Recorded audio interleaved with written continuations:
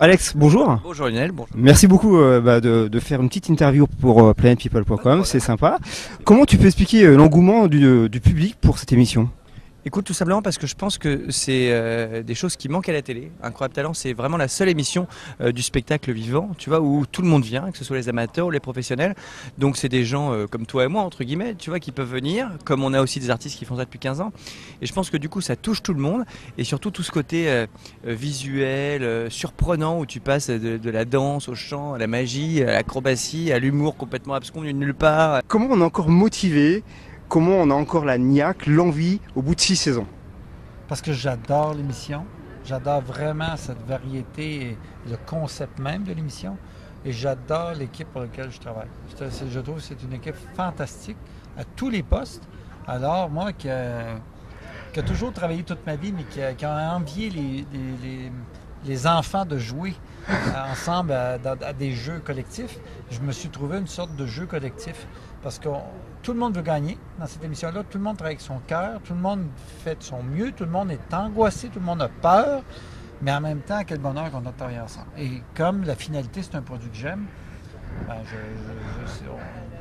je trouve que je travaille pour une équipe que je ne veux pas lâcher et je ne veux pas qu'elle me lâche. Ton travail avec Sandrine a changé, a beaucoup évolué. Comment vous travaillez maintenant? Différemment par rapport aux autres années?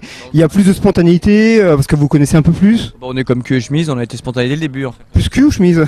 Je ne répondrai pas à ta question. Non, mais, voilà, on est très amis dans la vie aussi, donc on est très proches, donc il n'y a pas de, tu vois, on s'en fiche, on est potes, donc on s'amuse, on est content de faire ça depuis 3 ans maintenant. Et puis voilà, c'est une longue histoire, nous deux.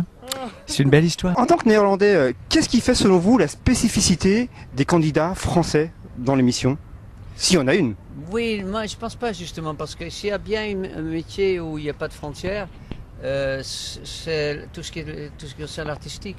Donc d'ailleurs très souvent les artistes visuels viennent de plus en plus des pays de l'ex-rideau de fer, c'est-à-dire des Polonais, des Tchèques, des Slovaques, etc. Les chanteurs, il n'y a pas de frontières pour un chanteur. Évidemment, il y a une petite différence entre la musique occidentale et orientale quand même. Mais je sais pas, George Michael, il marche aussi bien au Japon qu'aux Pays-Bas. Donc non, il n'y a pas de frontières, franchement, ni pour l'amour ni pour l'art. Qu'est-ce qui est le plus difficile en tant que membre du jury dans les choix, les décisions? De faire vraiment une sélection, puisque malheureusement on ne peut pas choisir tout le monde. Et cette année, ils sont vraiment venus de plus en plus nombreux aussi, ces incroyables talents. On passe d'un univers à un autre, des univers même complètement différents.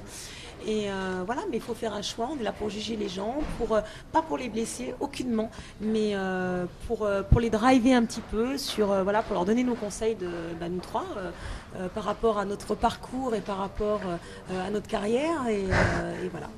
Alors Gilbert, on vous voit souvent faire beaucoup d'humour et nous on rigole beaucoup. Vous écrivez un petit peu des fois, c'est de la répartie pure ou des fois il y a un peu d'écrit?